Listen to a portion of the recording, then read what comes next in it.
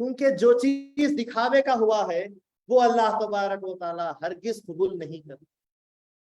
اگر حضور نے مہمان نوازی کی ہے، آپ بھی مہمان نوازی کر رہے ہیں، لیکن اس مہمان نوازی میں دکھاوا، قربانی دے رہے ہیں، ایثار بتا رہے ہیں، لیکن اگر اس ایثار میں دکھاوا، تقریر کر رہے ہیں، بیان کر رہے ہیں، لیکن اس بیان میں اگر دکھاوا ہے، بیانوں میں دکھاوا ہے، تو یہ دکھاوا بڑا غارت کی چیز ہے، ریا، اور اس کی ضد ہے اخلاص، خالص اللہ کے لیے۔ جس میں دکھاوا آ جائے وہ برباد ہے، اور خالص جو ہو جائے وہ اللہ تعالیٰ کے پاس کامیابی کا جو سو ضامن ہو جاتا ہے۔ دکھاوا، یہ جو دکھاوا ہے یہ بڑی جو ہے سو خطرناک چیز ہے۔ تو یہ ریاکاری، یہ دکھاوا ہر انسان کی عبادت کو غارت کر دیتی۔ جتنے بھی آپ کے اندر اخلاق جمع ہو جائیں، لیکن اگر ان اخلاق میں دکھاوا ہو جائے تو پھر برباد۔ ایک مرتبہ رسول پاک صلی اللہ علیہ وسلم معراج کے جب سفر میں گئے، جنت، دوزخ، عرش، آسمان جب اس کی سیر کروائی جا رہی تھی، اس سیر کے دوران دوزخ کے بھی احوال حضور کے سامنے بتائے گئے۔ جیسے ایک کیفیت رسول پاک صلی اللہ علیہ وسلم رہے ہیں، ایک شخص ہے جو کھڑا ہوا ہے اور آگ کی خینچی سے اس کے ہونٹ کاٹے جا رہے ہیں۔ رسول پاک صلی اللہ علیہ وسلم دنگ ہو گئے اور پوچھے، اے جبرائیل کیا بات ہے، یہ کیا چیز ہے، یہ کیوں ہو رہا؟ تو جبریل امین علیہ السلام عرض کرتے ہیں، یا رسول اللہ صلی اللہ علیہ وسلم، یہ آپ کی امت کا خطیب ہے، تقریر کرنے والے خطیب ہیں۔ حضور صلی اللہ علیہ وسلم پوچھے، جب خطیب ہے، بیان کرتا ہے، تو اس کی یہ کیفیت کیسی؟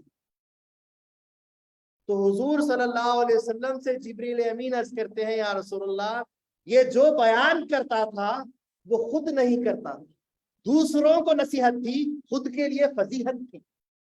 دوسروں کو نصیحت کرتا تھا، دوسروں کو واز کرتا تھا، لیکن خود کے لیے واز نہیں کرتا تھا۔ شاعر نے کیا اچھا کہا ہے، وائزان چون جلوہ بر محراب و منبر می شود، چون بخلوت می روند آکار دیگر می شود۔ وائزان، خطیب، مقررین جب منبر و محراب پہ کھڑے ہو کر بیان کرتے ہیں، ان کے جلوے ہی الگ ہوتے ہیں، اور جب وہ تنہائیوں میں ہوتے ہیں تو ان کے کام ہی کچھ الگ ہوتے ہیں۔ خطیب بنے کھڑے رہے تک کچھ اور ہوتے ہیں، جب وہاں سے جدا ہوتے ہیں تو ان کے کچھ کام ہی الگ ہوتے ہیں۔ یہ جو دکھاوے کے معاملات ہیں یہ بڑے برباد کرنے والا۔ ہم جیسے خطیبوں کو بہت پکڑ ہونے والی ہے وہاں پر، جتنا بول رہے ہیں اگر اتنا عمل نہیں ہے، اللہ کے یہاں پکڑ ہے۔ اسی لیے مہدی موعود علیہ السلام نے ارشاد فرمایا، کم گفتن، کم خفتن، کم خوردن، کم بولو، کم کھاؤ، کم سو، یہ مومن کی علامت۔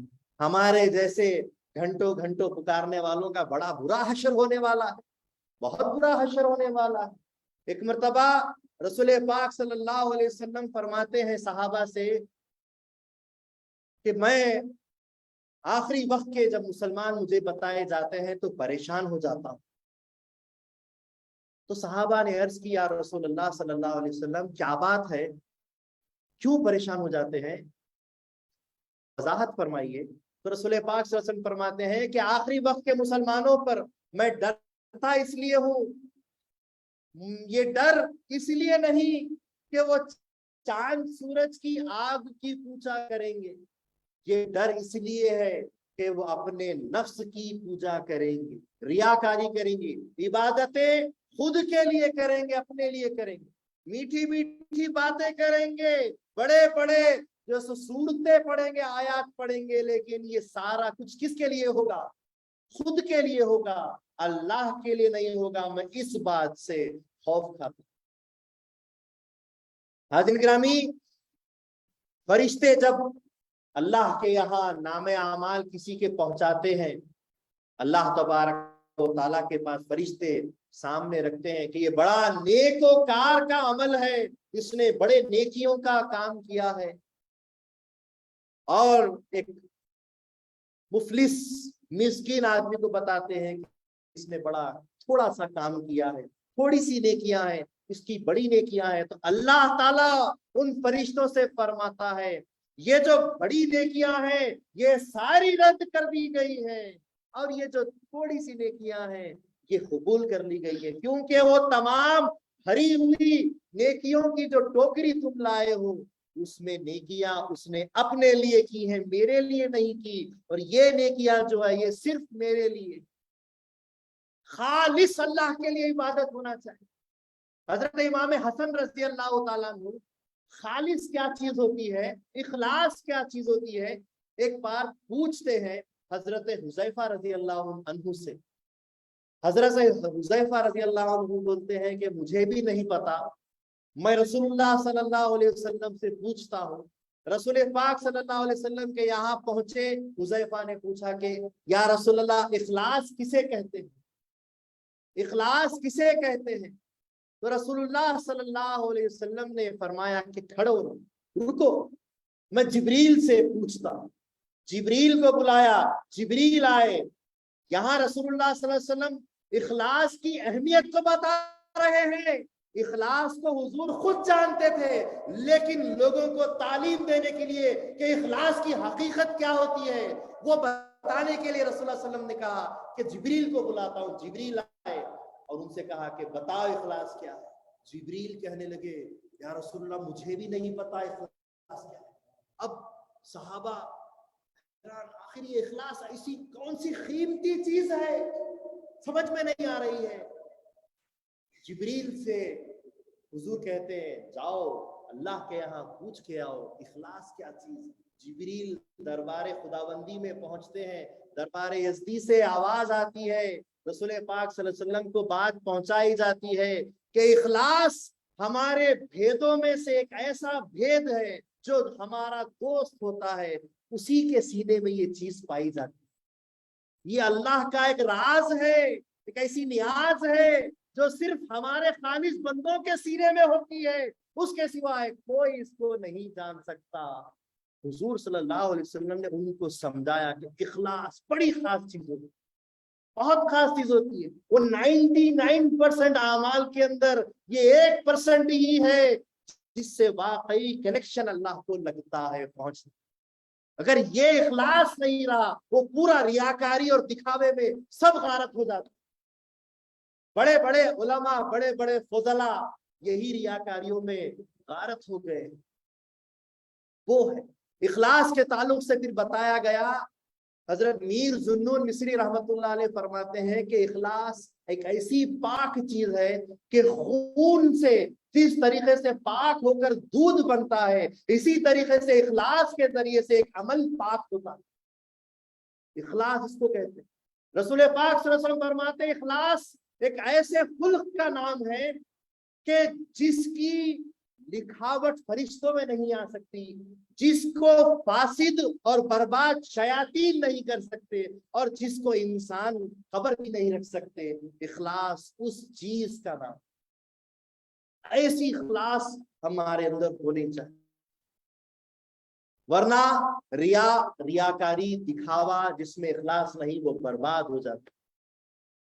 सूरह बकरा में अल्लाह ताला ने इरशाद फरमाया, लना आमालुना लकुम आमालुकुम, हमारे लिए हमारे अमाल है, तुम्हारे लिए तुम्हारे अमाल है। कौन से अमाल की बात हो रही है?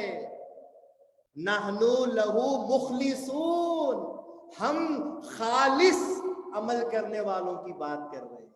हम इखलास वाले अमाल रखते हैं। अमाल तो तुम्हारे भी है, नमाज में खड़े होकर तुमने भी नमाज पढ़ी, हमने भी नमाज पढ़ी, तुम्हारा भी अमल हमारा भी अमल, ये तुम्हारा अमल ऐसा है, लेकिन हमारा अमल खालिस मुखलिसीन का अमल है।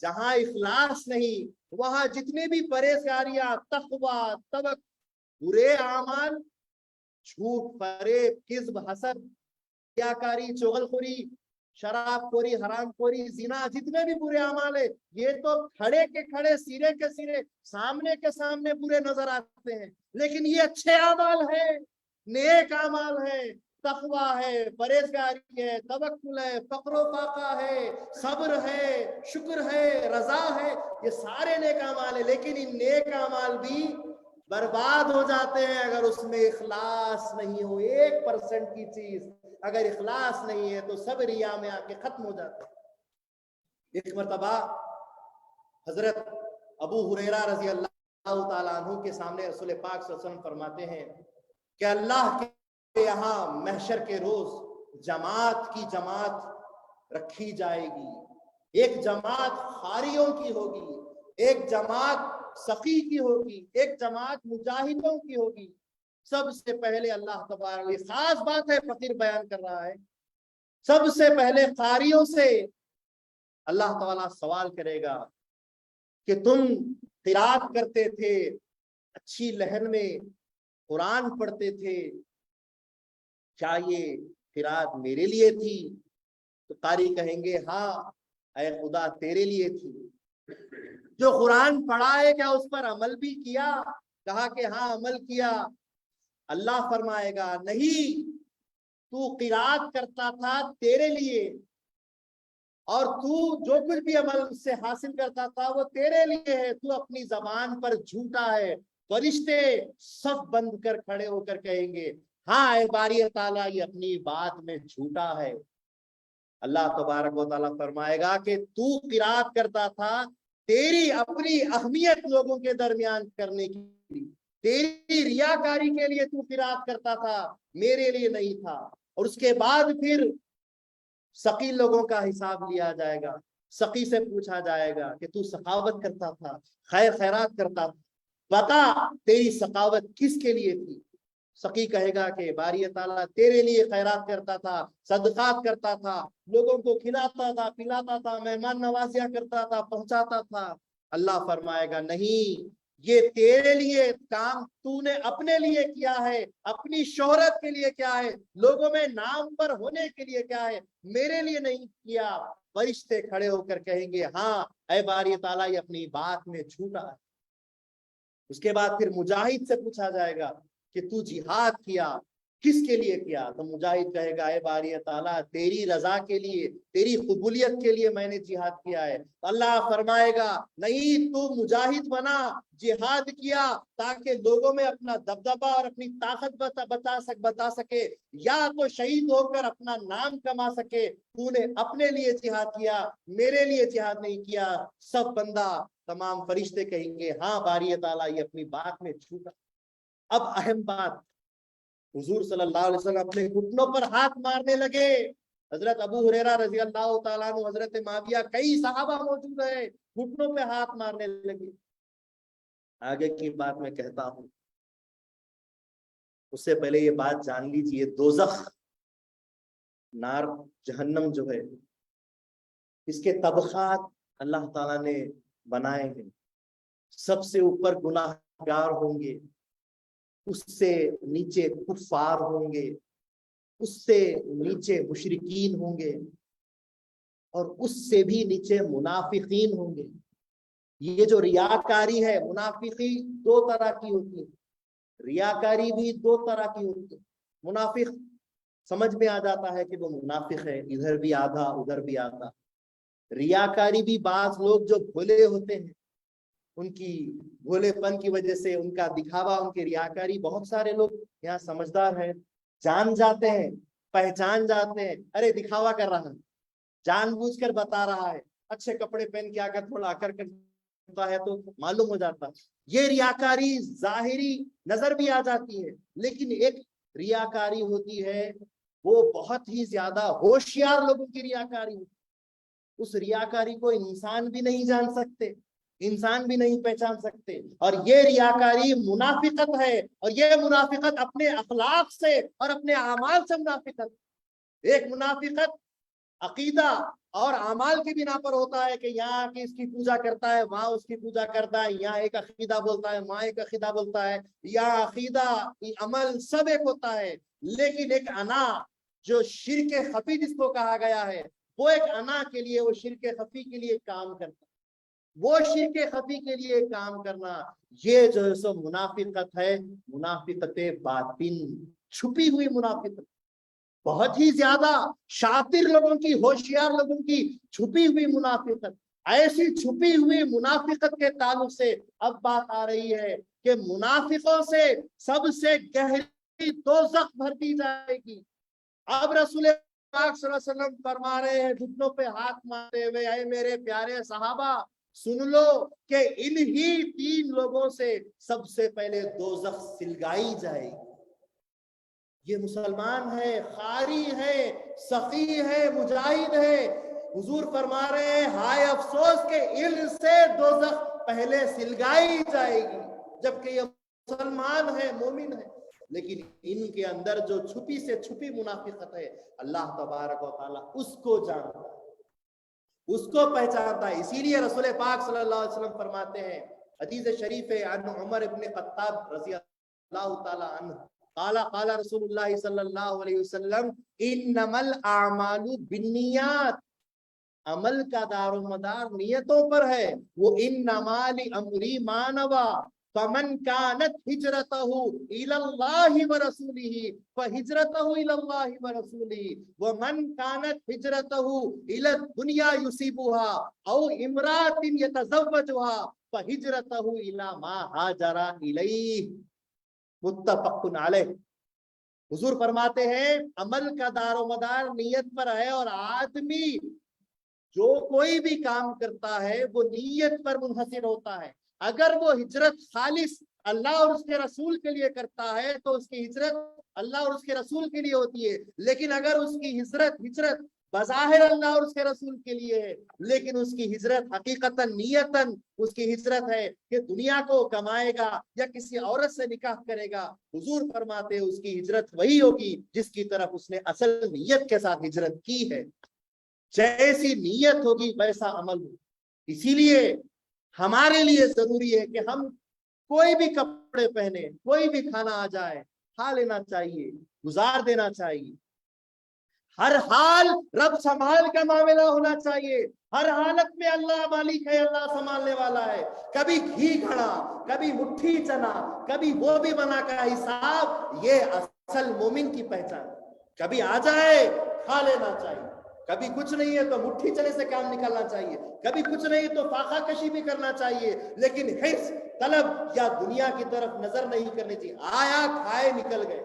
حضرت بندگی میں شاہ قاسم مشتاق رحمۃ اللہ علیہ کے پاس ایک بہترین کپڑا دیا گیا جس میں سونے کی تاریں تھی، لوگ فقراء زعم کرنے لگے کیا بہترین کپڑا دیا گیا ہے۔ اگلے دن کیا دیکھتے ہیں کہ اس کپڑے کو پٹک پٹک کر آپ پنگھٹ پر دھو رہے ہیں، سونے کی تاریں تار تار ہو رہی ہے، نکل رہی ہے۔ کہنے لگے حضرت قیمتی لباس ہے، اس کے اوپر دیکھیے سونے کی تاریں لگی ہوئی ہے۔ شاہ قاسم مشتاق رحمۃ اللہ علیہ فرماتے ہیں مجھے یہ نہیں پتا کہ اس میں تار لگی ہے یا نہیں، مجھے اتنا پتا ہے کہ کپڑے کو پاک کرنے کے لیے اچھے سے کپسنا چاہیے اور 3 بار نچوڑنا چاہیے۔ یہ ہے، آ گیا پہن لیے۔ حضرت بندگی میرا حمید مہدی موعود علیہ السلام کے فرزند کی جب نکاح کا جو وقت آیا، آپ بندگی میاں شاہ خندمیر دعوت عام دیتے ہیں۔ وہ شاہ خندمیر جنہوں نے 3 لاکھ مرید کرنے کے بعد بھی فاقے گزارے، فاقہ دلا سنا ہے شاہ خندمیر کا، فاقہ بھی 3 لاکھ مریدوں کے پیر کا، وہ فاقہ کرنے والے۔ جب وقت آیا مہدی موعود علیہ السلام کے فرزند کا نکاح ہے، پتا چلنا چاہیے دنیا کو کہ مہدی موعود کے فرزند کا نکاح ہو رہا ہے، ان کو مسلم کھانے کے گھی ٹپکتے ہوئے گھر تک لے جائے، ایسے دیے گئے۔ اور جب لباس کی باری آئی تو ایک زبردست جو سو پورا رنگین لباس لایا گیا، میاں حمید کے لیے پہنایا جا رہا تھا۔ میاں حمید کہنے لگے کہ میں اس وقت تک نہیں پہنوں گا جب تک کہ میرے مرشد بھی میری طرح کا لباس نہ پہنے۔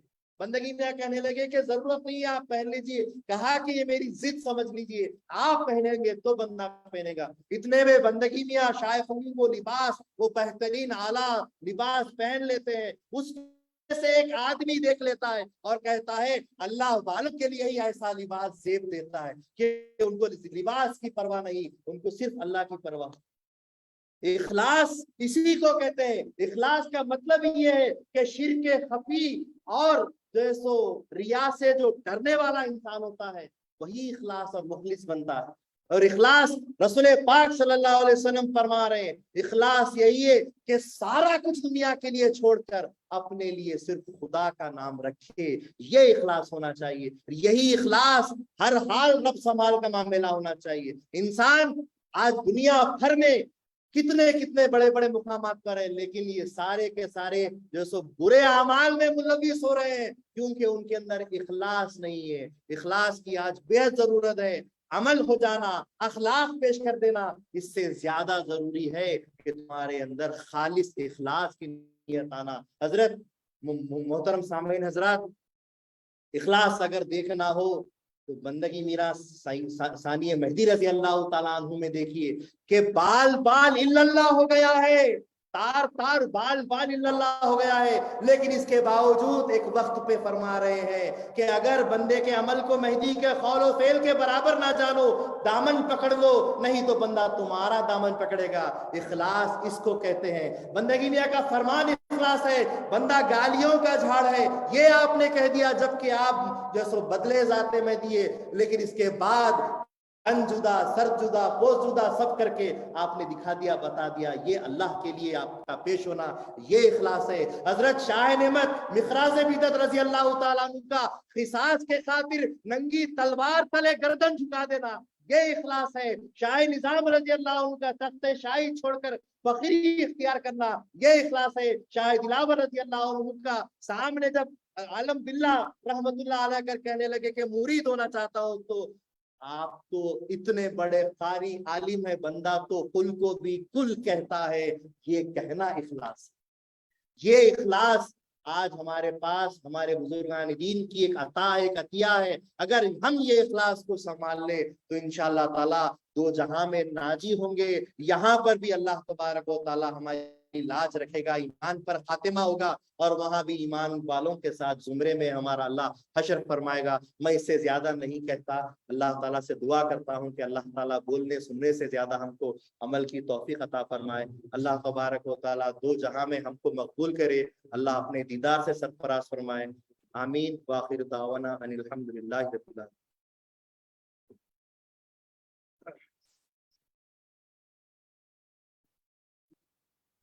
سبحان اللہ ماشاء اللہ. یہ تھے حضرت پیر و مرشد و مولانا ہمارے جناب سید نفیس اطہر میاں قمیری قبلہ صاحب اہل ہستیہ, جو آج کا ٹاپک اخلاق خاتم النبی صلی اللہ علیہ وسلم سماعت فرما رہے تھے. حضرت ہم معذرت چاہتے ہیں کہ لاسٹ سیشن ٹیکنیکل ایشوز کی وجہ سے ہم صحیح طریقے سے اس کو ختم نہیں کر پائے. اس کے لیے معذرت حضرت. جو ہے کمپیوٹر ہینگ ہو گیا تھا تو اس وجہ سے. چلیے حضرت اگر آپ کی اجازت ہے تو مقدس تسبیح دیں گے. تسبیح جی لا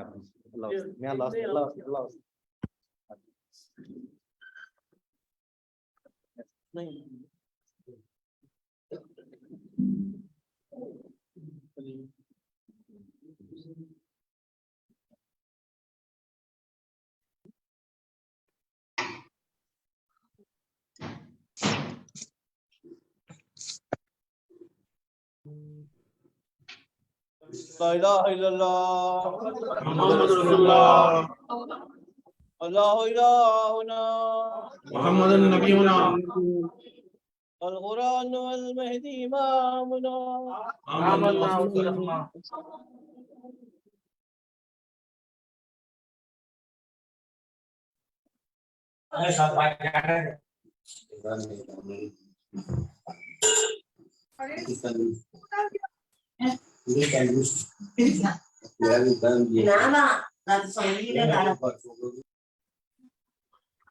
گروہ مطابع کینیڈا حضرت پیر و مرشد کا بہت بہت شکر گزار ہے کہ حضرت نے اپنا قیمتی وقت ہمیں دیا، اور گروہ مدینہ کینیڈا آپ سب کا شکر گزار ہے کہ آپ نے اپنا قیمتی وقت دیا اور بہت ہی نالجبل ٹاپک جو تھا آپ نے آج سماعت فرمایا حضرت کی طرف سے.